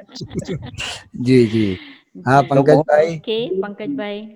जी ओम शांति हाँ। दीदी। ओम शांति। ओम शांति। Thank Thank you, Didi, for accepting our invitation and for giving a very nice presentation and experience. तो दीदी और नेक्स्ट टाइम भी थोड़ा कभी आप समय निकालिएगा तो you can give your experience in detail. हाँ एग्जैक्टली पंकज भाई, हमने प्रॉमिस ले लिया दीदी से, हाँ जी रिकॉर्डिंग भी हो गया, ठीक है, इस बात का पूरा अनुभव दोबारा सुनेंगे क्योंकि बहुत अच्छा अनुभव है, अधूरा रहा, तो फिर कभी लॉकडाउन भी बढ़ गया है, लॉकडाउन भी बढ़ गया है। आज ही डिक्लेयर हुआ ने, तो अभी चांस हमको देना होगा आपको जी। दूसरा दीदी, जैसे आपने कहा ना, तो हमने एक बायोपिक बनाया है डॉक्टर साहब और चंपा बहन की लाइफ का, तो 21 मिनट का है, दादी रतन मोहिनी जी ने पब्लिश किया था, मैं आज आपको भेजूंगा, आप समय निकाल के देखना और दिखाना भाई बहनों को, बहुत प्रेरणादायी वो बायोपिक है, अच्छा लगेगा आपको, तो वो आप सुना भी सकेंगे बाद में, तो मैं आपको आज भेज दूंगा, आप समय निकाल के भले। हाँ डॉक्टर साहब, कुछ कहना है? और बस यही, अभी तो गीत सुनाएंगे ना। चलो फिर पूरा करेंगे, गीत सुनते सुनते मेडिटेशन करके बाबा की याद में फिर पूरा करें दीदी, ठीक है? बस सिर्फ 2 ही लाइनें। हाँ कोई बात नहीं। बच्चों को अव्यक्त करने छोड़ दिया देह का जाल, बाबा तेरी है कमाल, तेरी सेवा बेमिसाल, बच्चों को अव्यक्त करने छोड़ दिया देह का जाल, बाबा तेरी है कमाल, तेरी सेवा बेमिसाल, बच्चों को अव्यक्त करने। ओम शांति। बहुत अच्छा, एकदम अच्छा, आप कैसे कहते हो नहीं? हाँ बहुत अच्छा सुनाया, एकदम बहुत बढ़िया। हाँ आवाज तो वही अच्छी है आपकी, बहुत वही है। हाँ ये तो मूलभूत संस्कार आपका रहा है ना, तो इसीलिए अच्छा ही है। खुश कर दिया, अनुभव में तो खुश कर ही दिया, ये गाने के द्वारा और भी खुश कर दिया, 2 ही लाइन में। बहुत अच्छा लगा दीदी। ठीक है, अभी आपको निमंत्रण है बड़ौदा का, तो विशेष रूप से जब आप आते हैं मधुबन अब, तो हमें जरा इत्तला कीजिए, हम लेने आएंगे आपको, और बड़ौदा जरूर जरूर जरूर आपको आना है। पंकज भाई ठीक है, हाथ खड़ा करो, ठीक है ना, हम और पंकज भाई लेने आएंगे आपको, ठीक है? मैं भी आऊंगा। अच्छा आप भी आएंगे? हाँ आप बड़े हैं तो मैंने आपको उसी रीति से नहीं कहा, पंकज भाई को मैं कह सकता हूँ। हाँ नहीं बरोबर है, लेकिन देखो आपको दिल से, उमंग से आपको इनवाइट कर रहे हैं। वैसे भी इन दोनों बहनों ने हमारा स्कूलों में शायद प्रोग्राम बनाया था, जब मेडिकल विंग की ओर से हम आए थे तब। जी जी जी, बहुत अच्छा, साथ में आए थे आप, बहुत अच्छा है। ओके, पूरा करते हैं। दिल तो नहीं करता है पूरा करने का, लेकिन फिर भी समय की अपनी मर्यादा है। अच्छा, ओम शांति।